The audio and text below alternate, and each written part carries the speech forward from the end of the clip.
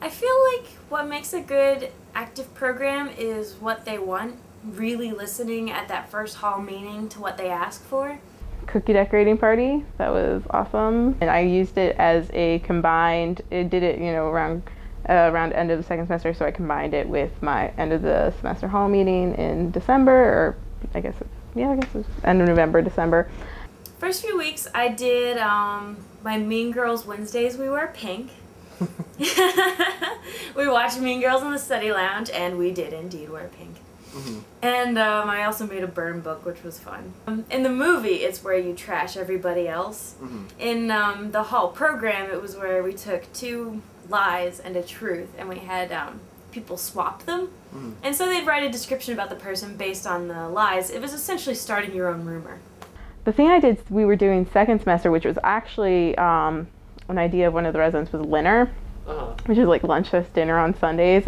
We did them like one Sunday a month in the afternoon.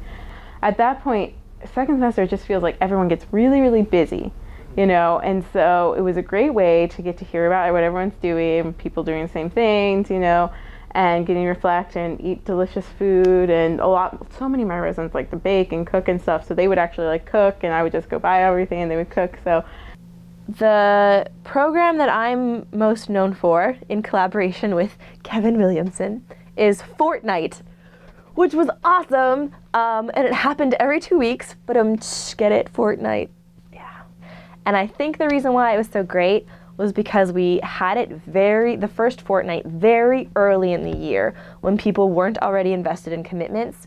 And eventually the program just devolved into a movie night, but that's still awesome. And then it just devolved into people hanging out. And that's the whole point of programs anyway. And I think the elements that it consisted of could be translated to another program that could easily be constructed. Well, my biggest turnouts were actually the least original ones that I had. Secret Snowflake and pumpkin carving, which actually every girl participated in both of those. And they were really fun, and people were very involved.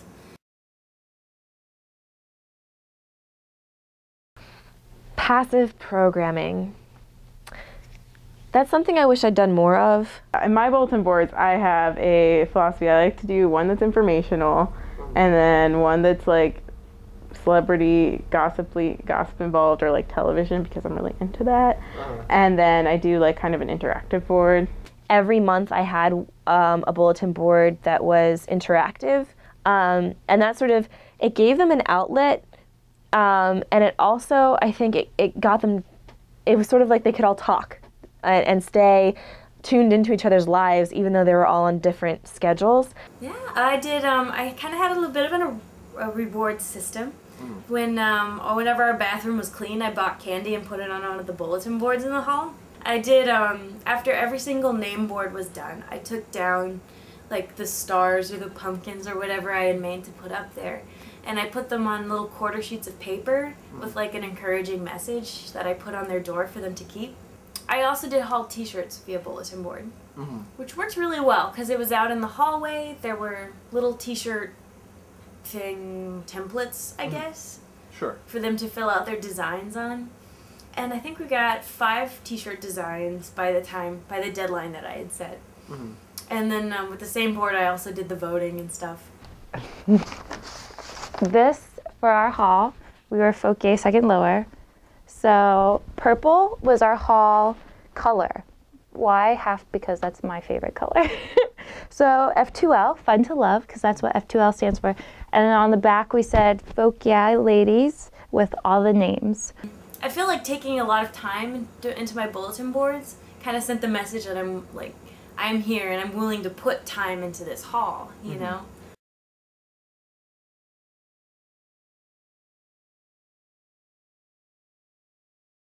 Definitely have a big program at the beginning, because that's so important, just to break up the awkwardness and bring the girls together, or residents together, especially when people are homesick and they're going through all the different emotions and feelings.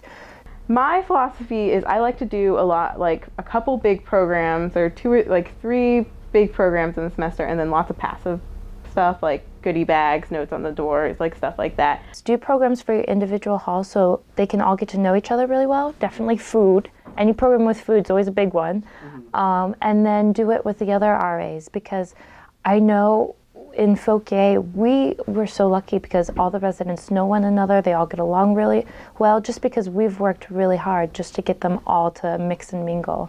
And then second semester, when, especially with Linners, when I was just like, you can do the cookade. Oh, this is wonderful. You all want to plan it, you know, and oh, you all can set up the room, and, you know, like, not being like, this is like how we're going to do everything and da da da da da. And just being more calm about it for myself and letting the residents take part and not freaking out, oh, only 10 people came. You know, that's okay, people came. Delegate. Delegate as much as you possibly can. It is amazing. It's such a win-win situation. Rather than making my own welcome board, I put up the background to my welcome board and then took my girls to the PRC and had them make their own name tags.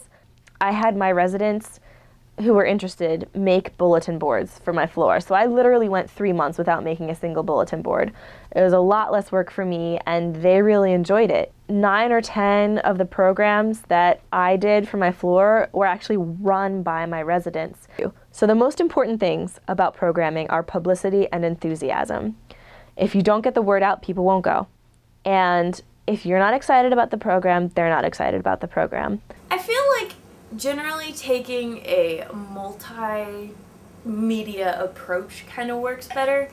You know, having a Facebook event, putting it in an email, and also having like a tangible thing like the date on the calendar in the hallway and something on their door. And you have to time your publicity really well. If you publicize the more than 5 days before, they're going to forget. If you publicize within 48 hours of the program, they're not going to be able to rearrange their schedule. So you want to like send out the first email 5 days before, send out a reminder email like 3 days before, and then post flyers 2 days before.